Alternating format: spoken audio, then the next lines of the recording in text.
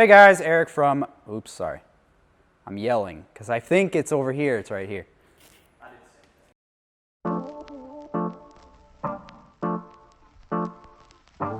Hey guys, Eric with Verus Engineering here, and today on this how-to we're going to be installing our carbon dive planes on the GR-GV front bumper, our shop car behind me.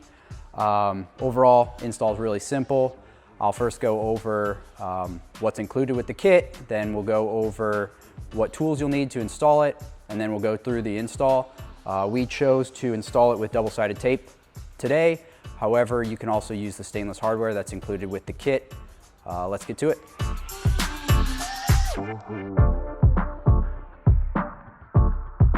All right, so as far as what you'll need for the install, for the bolt and nut method, you're going to want a hammer and a center punch. We use a tap that's got a very fine tip. You'll want a countersink, 1/8 inch drill bit, and then a hole big enough for 4mm, which is roughly 0.157. We use 3/16 to ensure that we'll have a little bit of wiggle room, but if you want to use something a little bit smaller, that's fine as well. 2.5mm wrench, or Allen wrench. You'll need a 7mm socket or wrench. Apparently I forgot to put that out. Drill, scissors to cut the templates, painter's tape to put the templates on the car, and then to remove the fender liner you'll have to use a flathead. Other cars have some Phillips head, so it might not be a bad idea to have a Phillips head. And then as far as what you'll need for the double-sided tape method, we can basically push all this stuff away, even this as well, unless you want to get behind the bumper to push and massage the units in together, which is not a bad idea. You'll need that for that. And then scissors, alcohol, isopropyl alcohol to clean the dive plane and the body surface, and then painter's tape again for the template. Alright, so I have cut out the template as shown. You can see that the bumper vent is right on that line. I wouldn't worry about it too much right here. And then the fender line is perfectly with the top of that bumper fender line on the bumper side. So now we can see that there's two holes which will locate where these two holes go. And then we're going to place, at least this is how I'm doing it. There's a bunch of different ways to do this. If you're doing the whole bolt and hole nut method, you're going to actually center mark those two holes and then mark these two with the dive plane on the bumper, and then you can drill those holes.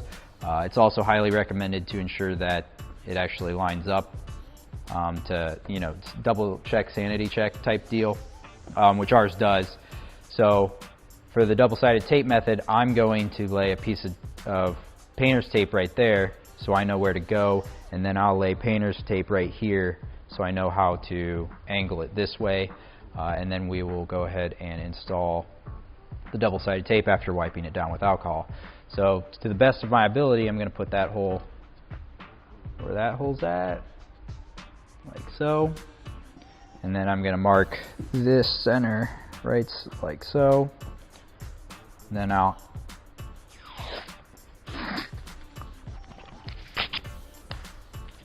also mark some of this just to attempt and get the best I can install, because our templates are made for bolt and nutting method. So then I'm going to pull this off, and then I will double-sided tape right there as well.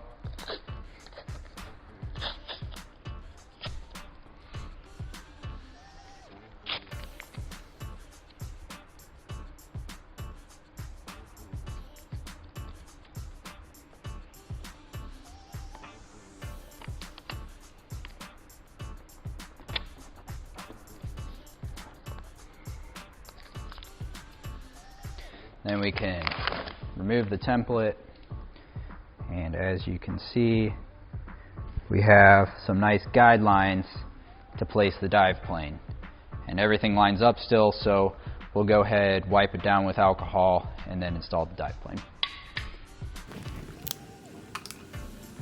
The alcohol basically ensures that there's no well, first off, dirt and grime, but also it removes like wax products.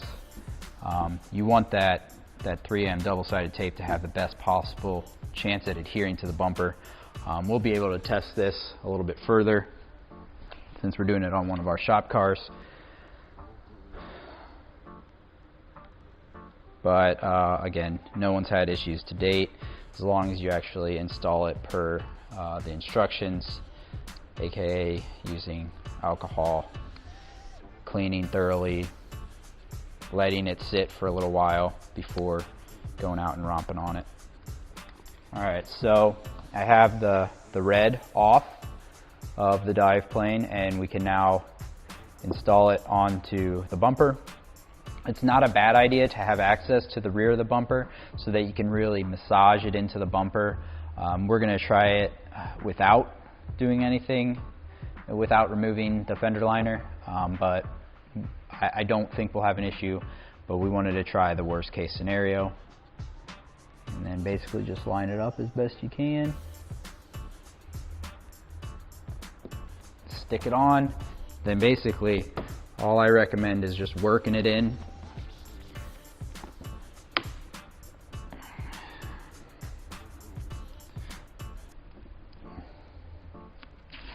That's all there is to it. Dive plane is installed. We'll go do the other side real quick. Alright guys, that wraps up our dive plane install. We do have an install manual online as well, so if you'd like to check that out, that goes over the bolt and nut method. Overall, the install is really simple. I hope you were able to follow along and enjoyed this install manual. Feel free to subscribe, like us, and comment.